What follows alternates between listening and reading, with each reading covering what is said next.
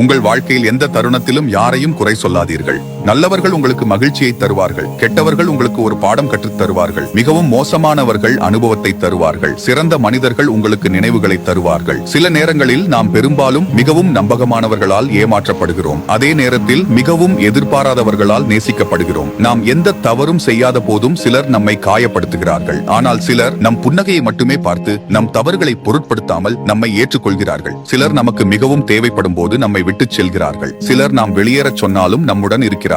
இந்த உலகம் பலவிதமான மக்களால் நிறைந்துள்ளது. எந்த கையை பிடிக்க வேண்டும், எந்த கையை விட்டுவிட வேண்டும் என்பதை நாம் கற்றுக்கொள்ள வேண்டும்.